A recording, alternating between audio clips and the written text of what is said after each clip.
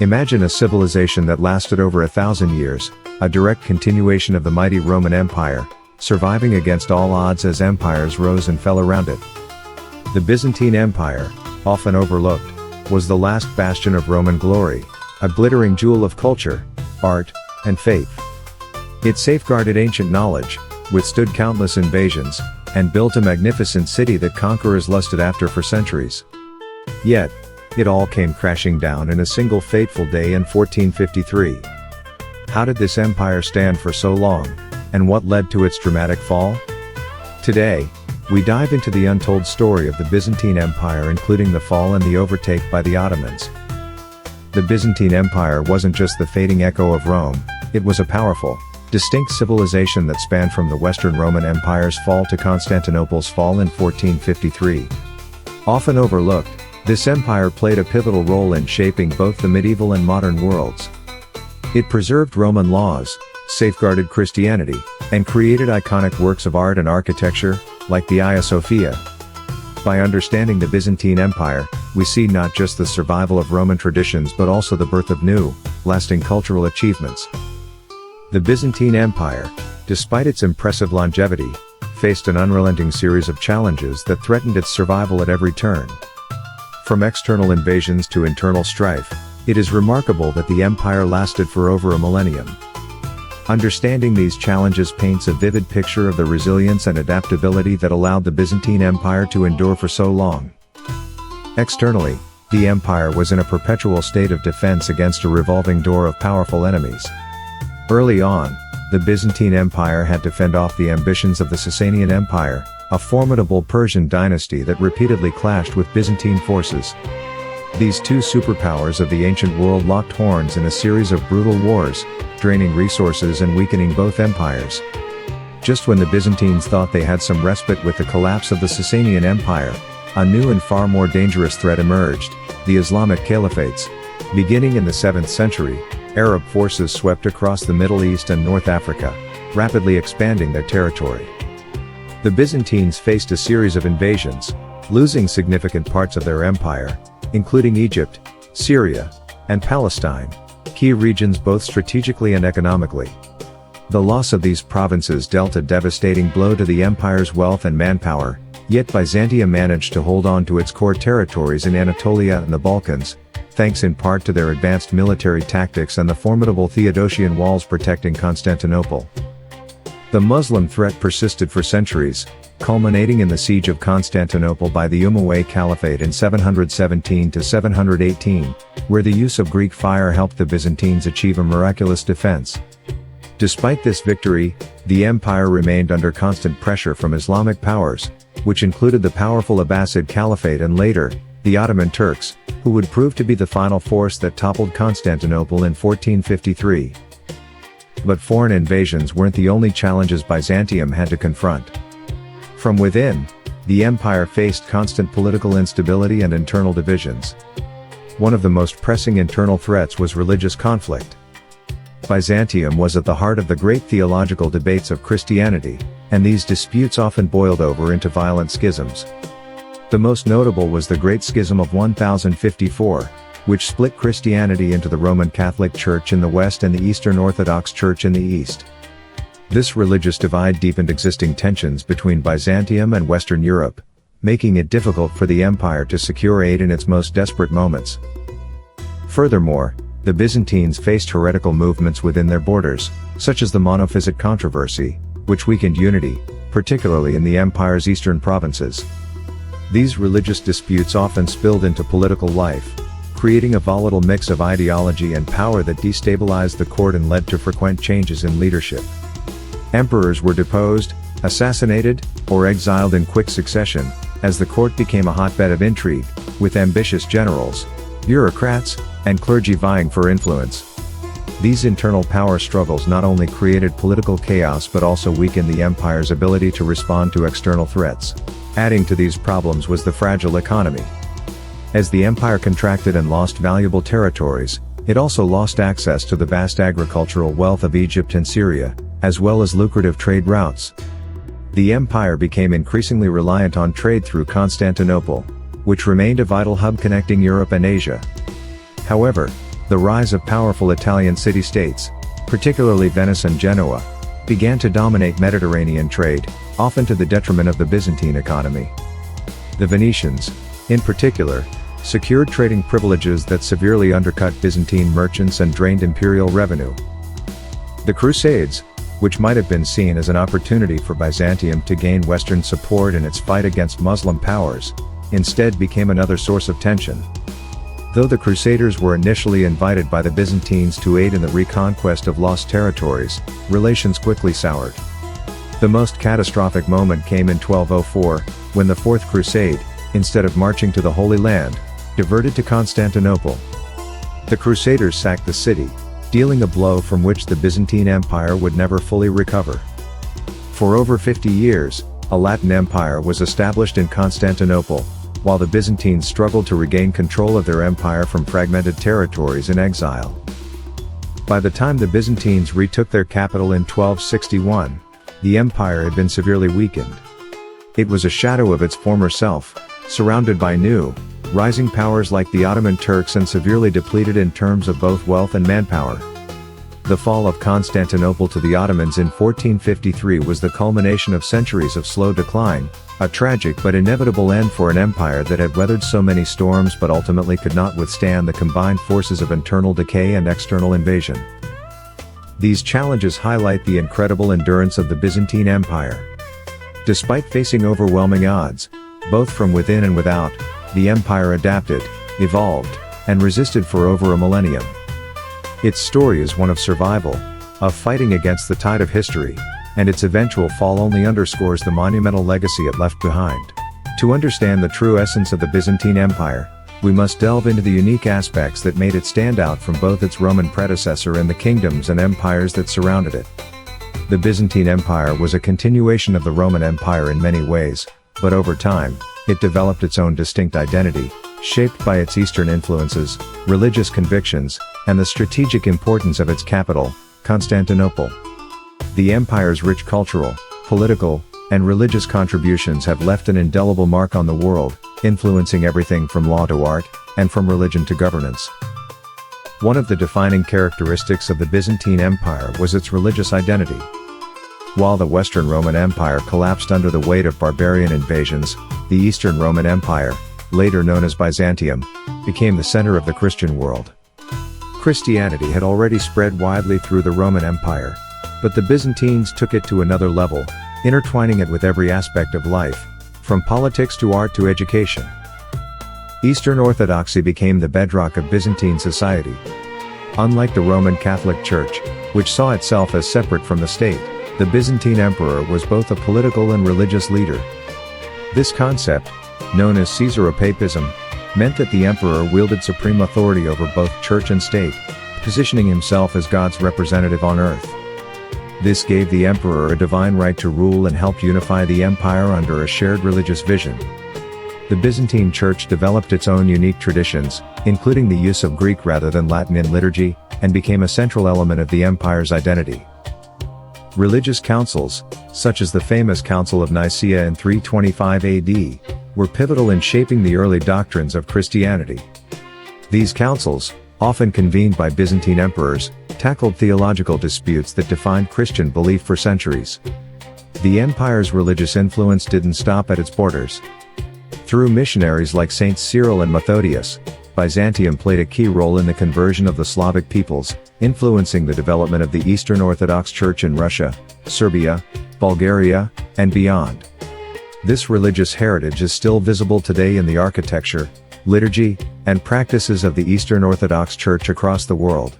Byzantine art and architecture are some of the most enduring legacies of the empire. The Hagia Sophia, commissioned by Emperor Justinian I in 537 AD, stands as a crowning achievement of Byzantine architecture. For nearly 1,000 years, it was the largest cathedral in the world, and it remains a symbol of the empire's grandeur and technical prowess. Its enormous dome seemed to float in the air, defying architectural conventions of the time, and its vast interior, filled with shimmering mosaics and marble, symbolized the glory of both the empire and its Christian faith.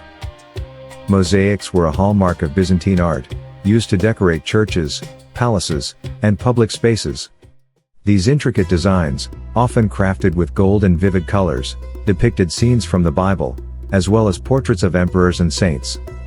Byzantine mosaics were not just decorative but deeply symbolic, intended to inspire awe and religious devotion. The faces of Christ, the Virgin Mary, and the saints were often depicted in a stylized, otherworldly manner, emphasizing their divine nature. The shimmering, ethereal quality of these artworks helped create a sense of transcendence in the spaces they adorned. Byzantine artists also excelled in iconography, creating religious images known as icons that were used for prayer and veneration. These icons were believed to possess a sacred power and became central to the religious life of Byzantium. However, this reverence for icons led to one of the empire's most heated internal conflicts, the iconoclast controversy. From 726 to 843 AD, a series of emperors, influenced by the belief that the veneration of icons was akin to idolatry, ordered the destruction of religious images. This period of iconoclasm created deep divisions within the empire, but the ultimate restoration of icon veneration became a defining moment for Byzantine religious culture. The iconoclast controversy not only shaped the empire's religious identity but also influenced its art, leaving behind a tradition of iconography that remains central to Orthodox Christianity. The legal contributions of the Byzantine Empire are among its most profound and far-reaching legacies. During the reign of Emperor Justinian I in the 6th century, the empire undertook an ambitious project to codify Roman law, resulting in the creation of the Corpus Juris Civilis, or Justinian's Code. This monumental work was a systematic collection of laws and legal principles that clarified and organized centuries of Roman statutes, judicial decisions, and legal writings. Justinian's Code had a lasting impact not only on the Byzantine legal system but also on the development of Western legal traditions. It became the foundation for legal thought throughout medieval Europe and influenced the creation of modern legal systems, particularly in the civil law tradition. Many of the principles laid out in Justinian's Code, such as the importance of contracts, property rights, and personal freedoms, continue to shape legal systems around the world today. In addition to its legal achievements, the Byzantine Empire had a unique system of governance. Unlike the more decentralized and feudal structures of Western Europe, the Byzantine state was highly centralized, with power concentrated in the hands of the emperor. The Byzantine bureaucratic system was remarkably sophisticated for its time, with a well-organized administrative apparatus that managed everything from taxation to diplomacy. The theme system, introduced in the 7th century, divided the empire into military districts called themes, each governed by a strategos, military governor. This system not only helped manage the defense of the empire but also ensured that the emperor maintained control over distant provinces. The empire's economy, bolstered by its central location along key trade routes, was another cornerstone of its strength. Constantinople, situated between Europe and Asia, became a global hub of commerce. Traders from across the world passed through the city, bringing goods from as far away as China, India, and the Islamic Caliphates. Silk production, which was smuggled into Byzantium from China, became a state-controlled monopoly and a major source of wealth. This control over commerce and trade helped fund the empire's vast military and allowed it to recover from repeated invasions and disasters. One of the most remarkable aspects of the Byzantine Empire was its role in preserving ancient knowledge. While much of Western Europe entered a period of intellectual decline after the fall of the Western Roman Empire, Byzantium continued to foster learning and scholarship. Byzantine scholars preserved and copied the works of ancient Greek philosophers, scientists, and mathematicians, ensuring that their knowledge survived for future generations. The University of Constantinople, established in the 5th century, became a center of learning, attracting scholars from across the Mediterranean world. Greek texts that might have been lost forever were translated, studied, and passed on to the Islamic world and, later, to Renaissance Europe. The Byzantine Empire became a bridge between the ancient and medieval worlds, transmitting the intellectual heritage of Greece and Rome to future generations. When Constantinople finally fell in 1453, many of its scholars fled to Italy, bringing with them manuscripts and knowledge that would fuel the Renaissance, a period of intense cultural and intellectual revival. Without Byzantium's preservation of ancient texts, much of the knowledge that shaped the modern world might have been lost. The fall of Constantinople in 1453 was not just the end of the Byzantine Empire, but also a pivotal moment in world history, a moment that signaled the end of the Middle Ages and the beginning of a new era. It marked the collapse of what remained of the Eastern Roman Empire, after more than 1,100 years of triumphs and trials, and the dawn of the Ottoman Empire as a dominant force in Europe and the Middle East. The events leading up to this dramatic climax are as gripping as the final siege itself, illustrating the resilience of the Byzantines, the determination of the Ottomans, and the profound consequences of the city's fall. In the centuries before 1453, the Byzantine Empire had been shrinking in size and power, reduced to little more than the city of Constantinople and a few scattered territories. Meanwhile, the Ottoman Turks, who had risen to prominence under leaders like Osman I and Murad II, were growing in strength. The Ottomans systematically conquered Byzantine territories and those of neighboring Christian kingdoms, expanding their empire across Asia Minor, the Balkans, and southeastern Europe. By the early 15th century, Constantinople stood as a lone Christian enclave in an increasingly Islamic landscape. The empire had become isolated, weakened by centuries of internal strife, political instability, and the devastating Fourth Crusade, which saw Western Europeans sack the city in 1204. Although the Byzantines recaptured Constantinople in 1261, the damage was irreversible. The empire, once a beacon of power and wealth, was now a shadow of its former self, surrounded by hostile forces and cut off from vital resources. The Byzantines attempted to fend off the Ottomans through diplomacy, alliances, and appeals for help from the West. But with Europe embroiled in its own conflicts, such as the 100 Years' War and struggles between rival kingdoms, substantial aid never arrived. Desperate to unify the Christian world in the face of the Ottoman threat, the Byzantine Emperor John VIII Palaiologos even agreed to a union between the Eastern Orthodox and Roman Catholic churches at the Council of Florence in 1439, hoping this would prompt Western intervention. However, the union was deeply unpopular among the Byzantine populace, who viewed it as a betrayal of their faith, and Western powers remained largely indifferent to Constantinople's plight. When Mehmed II, also known as Mehmed the Conqueror, ascended the Ottoman throne in 1451 at just 19 years old, he had one clear ambition: to capture Constantinople. For centuries, the city had stood as a symbol of imperial grandeur and Christian power, and Mehmed was determined to take it and make it the jewel of his empire. Unlike his predecessors, who had laid siege to Constantinople but ultimately failed, Mehmed was willing to invest all of his resources, strategy, and cunning to achieve this goal. Mehmed began by assembling an army of unprecedented size and strength. He is believed to have gathered over 80,000 to 100,000 soldiers, including elite janissaries, cavalry, and artillery experts. The Ottomans were also equipped with a secret weapon that would change the course of siege warfare forever: massive cannons. These were designed by a Hungarian engineer named Urban, who constructed an enormous cannon, later dubbed the Great Bombard, capable of firing huge stone projectiles over a mile.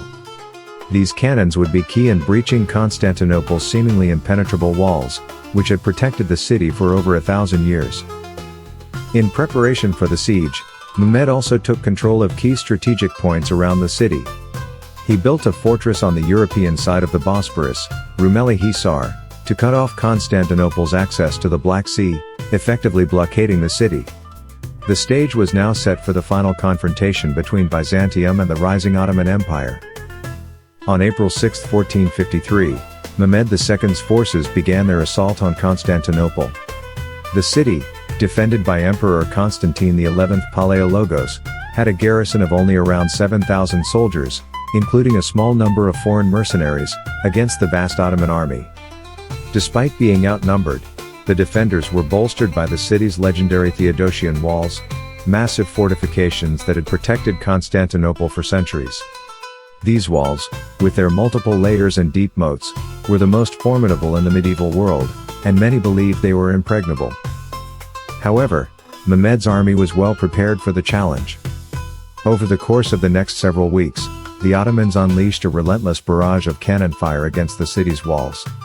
The Great Bombard, along with other smaller cannons, continuously pounded the Theodosian walls, creating cracks and breaches. Despite this, the Byzantines, along with a group of Venetian and Genoese allies, mounted a courageous defense, repairing the walls as quickly as they were damaged and repelling wave after wave of Ottoman attacks. Mehmed employed a variety of tactics to break through Constantinople's defenses.